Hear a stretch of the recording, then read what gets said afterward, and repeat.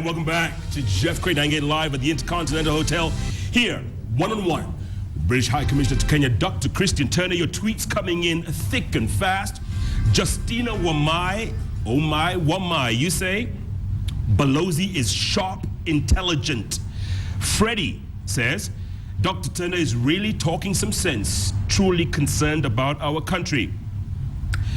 Kyoko Alex says, Turner would do a better job than Blair on Kenya strategy, comms office.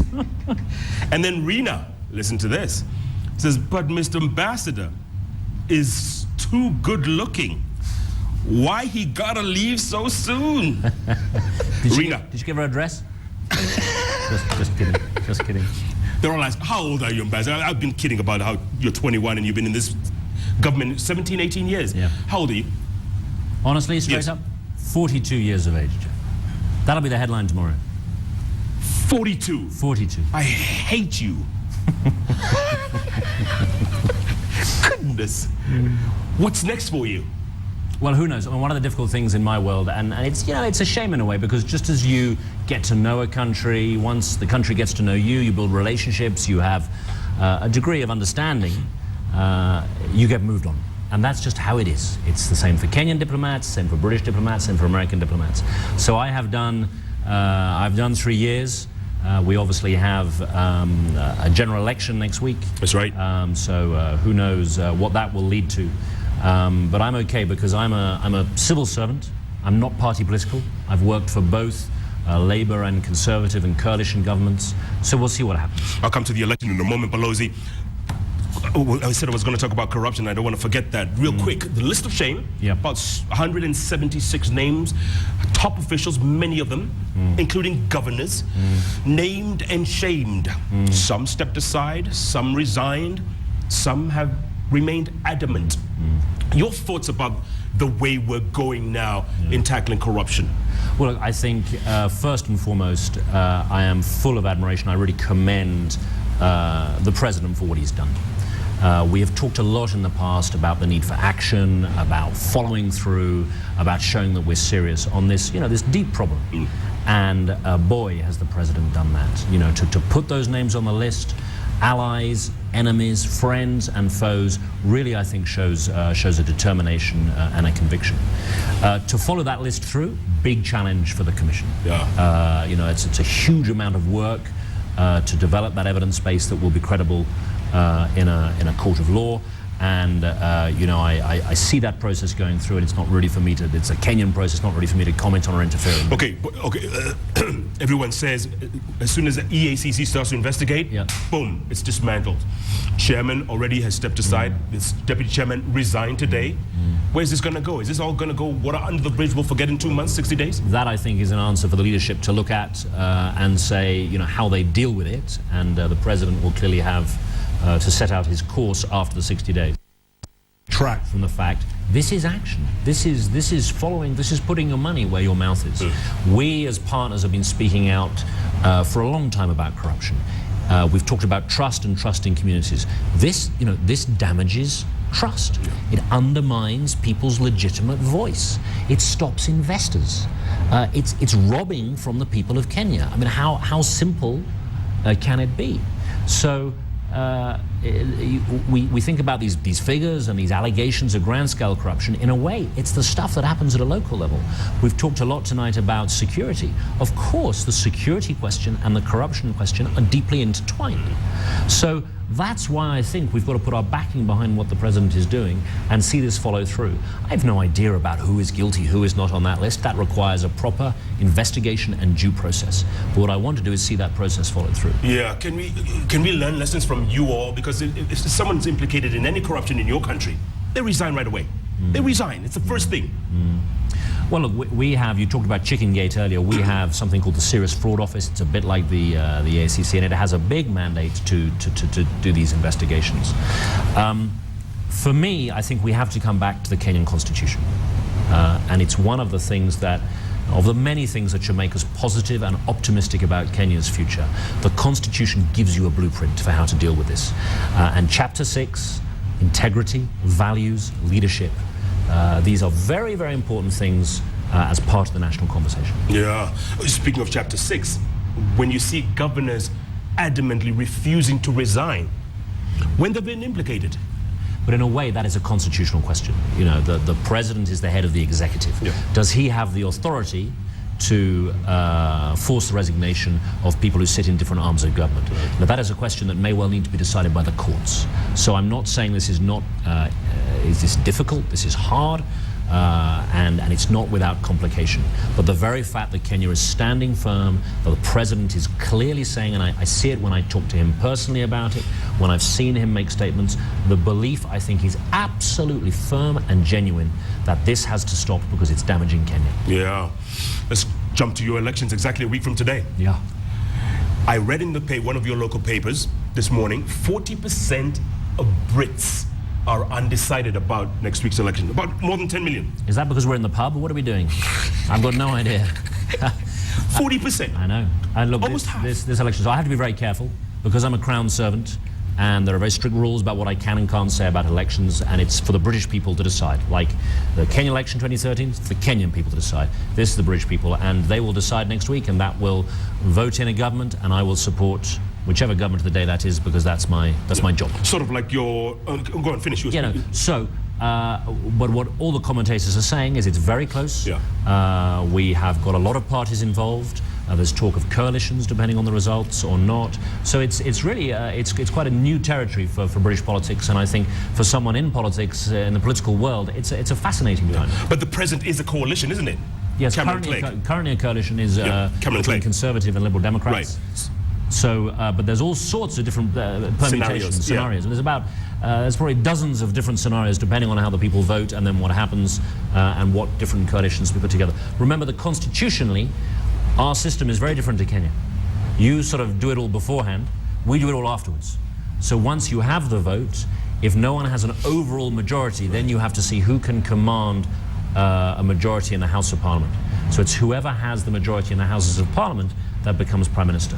The lovely thing about our Constitution, Jeff, it's not as good as yours. We make ours up as we go along. We never wrote it down. Come on. 800 years of British history since the Magna Carta, celebrating that this year. 800? 800 years since Runnymede. For those of you, the historians like me, this is very exciting. For other people, it's very boring. I think the story of democracy, this is a brilliant moment, but we're making our Constitution up. At least you wrote yours down. So, okay, so when they decide in the House of Commons, could this take days? Could this take weeks? And, you know, while they, what was it, horse trading, if you will? Potentially. Yeah. Potentially. You could have a hung government. We could have a hung government, a hung parliament. All sorts of things could be hung. Except people, I hope, because we banned that in the 1960s. You did? Let me get that in there. Hopefully. Hopefully. Okay, you refuse to comment on the eventual winner because of obvious reasons. How about your football team? Because you must have a favorite football team. Can we go to the news now? Can we go? I mean, you know, Jeff. You will ask me anything. I will be candid. I will try not to speak in diplomatic code. But there is one question I never answer. And that's football? Yeah. What, because you didn't play as a kid? No. Last year? I mean... Of course, my football skills are legendary. Actually, they're not very good. I'm not... But any taxi in the world I get into, particularly a London taxi... Yes. It's war. Yeah, you know, if you say it's Chelsea and they're Arsenal, or it's Liverpool, or it's not... Anyone who thinks Brits aren't tribal, just let's talk football. I mean, really. Football is tribal. Yeah. And then someone says, yeah, but I support Stoke City. And then I'm in big trouble. So I never... It's a highly, highly classified, guarded secret which team I support. Okedi's a Stoke City fan. I'm sure. I can believe. Yeah, I'm quite sure. Do you like to go and watch games then? Yeah, you know, I do. Because you supported the rugby.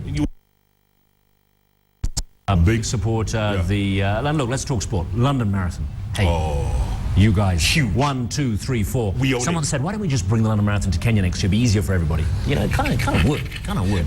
So all those things, it's good. And look, it takes me back, if I may, the travel advice thing. You know, look at just what this country has to offer.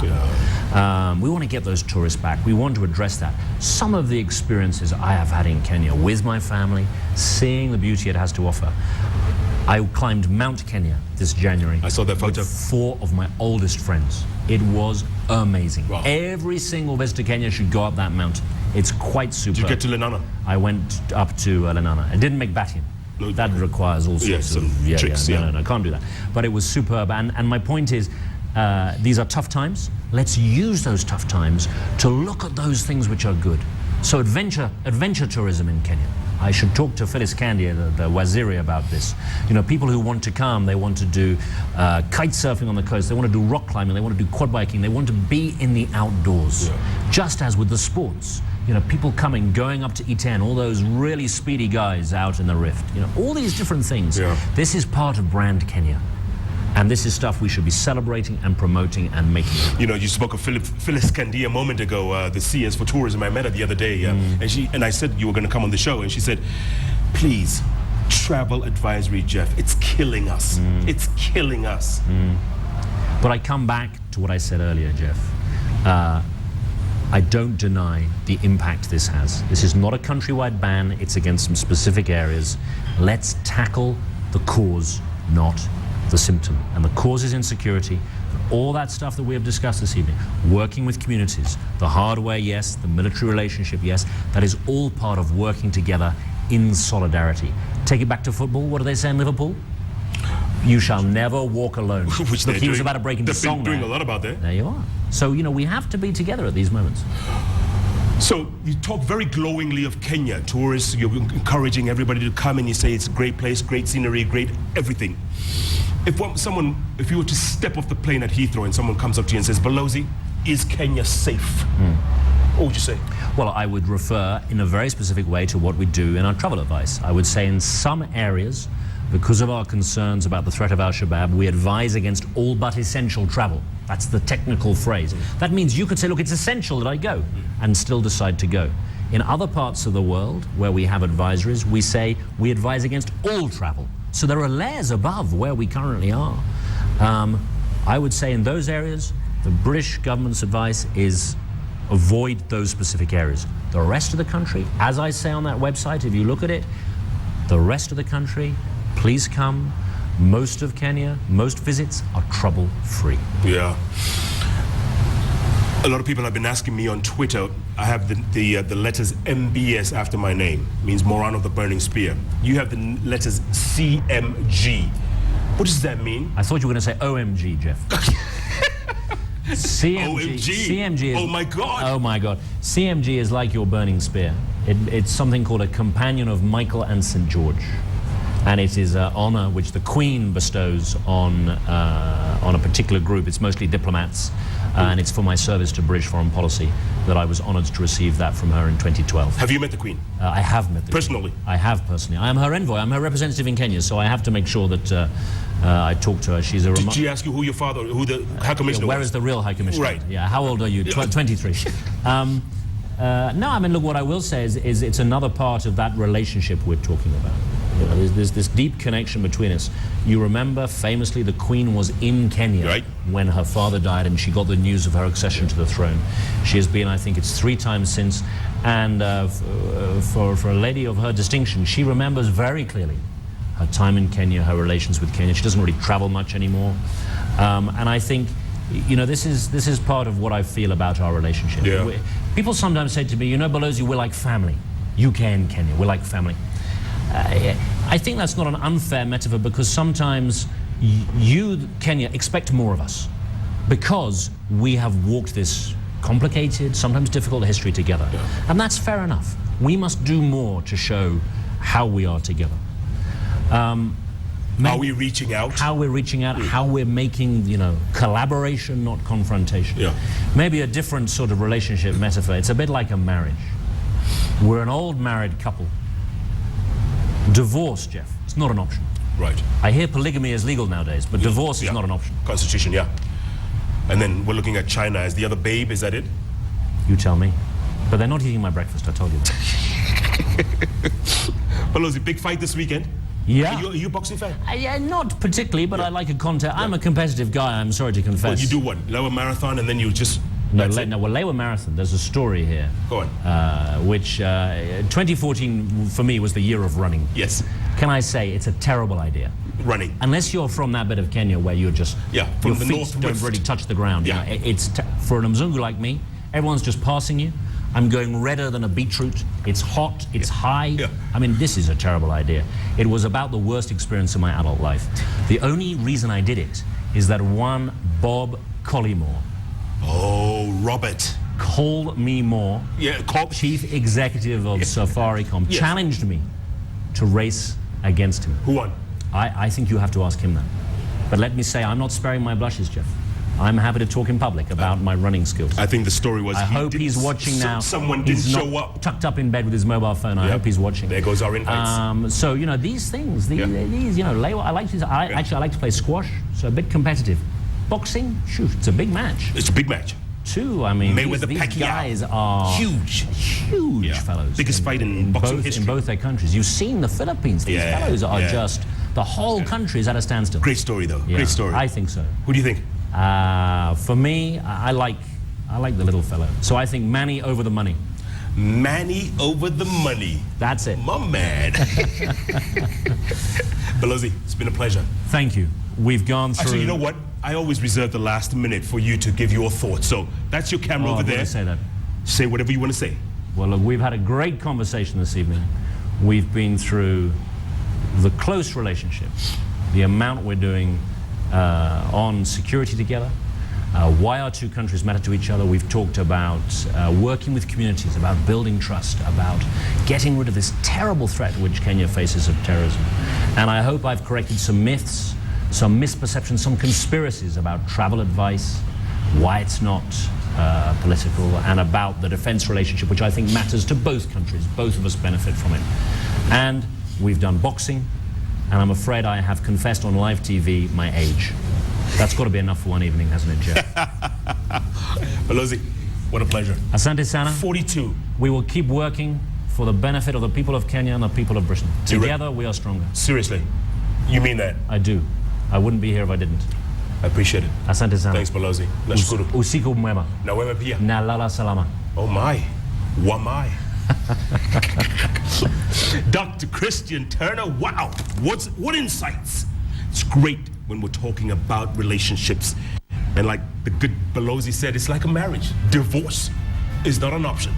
That is Kenya and the UK. Keep your tweets coming at HCC Turner, at Koinange Jeff. The hashtag is JKL. I hope you have been as informed and entertained as we have here tonight. Next week, new week, new show, new topic, new guests, same place, same time. Make sure you tune to Kenya's television network every Wednesday, Thursday, 10:05 for best in television talk shows. Thanks so much for watching. Good night. Good luck. Santa Belozi.